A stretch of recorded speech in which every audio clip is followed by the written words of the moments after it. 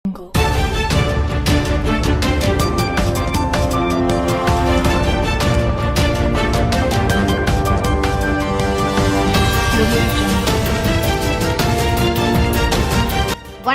Kingdom network செய்திகள் வாசிப்பது M Priya.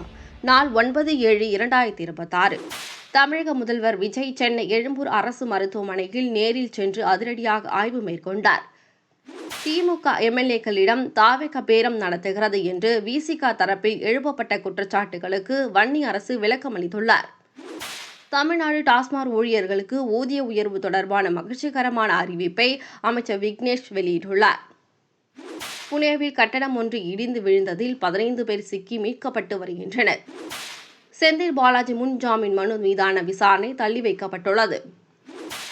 சென்னையில் ஆவண தங்கம் விலை சவரனுக்கு ஒரே நாளில் ரூபாய் 1600 வரை குறைந்துள்ளது.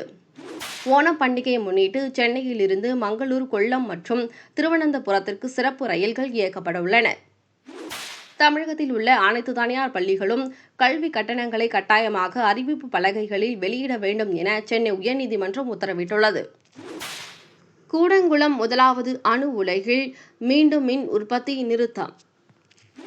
ரஷ்ய ஒலிம்பிக் கமிட்டி மீதான தடை நீக்கம். IOC அறிவிப்பு.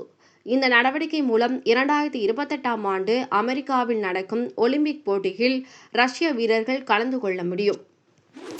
தமிழக காங்கிரஸ் தலைவர் மாணிக்கம் தாகூர் மற்றும் தமிழக பாஜக தலைவர் நயனா நாகேந்திரன் இடையே கடும் மோதல் ஏற்பட்டுள்ளது. சென்னை கடற்கரை முதல் செங்கல்பட்டு வரையிலான 8 புறநகர் ரயில்களின் சேவைகள் மாற்றம் செய்யப்பட்டுள்ளது. தமிழ்நாட்டில் 462 மருத்துவ இடங்கள் பறிபோனதாக கூறப்படும் விவகாரத்தில் அமைச்சர் அது குறித்து உறுதி அளித்துள்ளார். ஈரானுடனான போர் ஒப்பந்தத்தை அமெரிக்க அதிபர் டிரம்ப் ரத்து செய்துள்ளதாக அறிவித்துள்ளார்.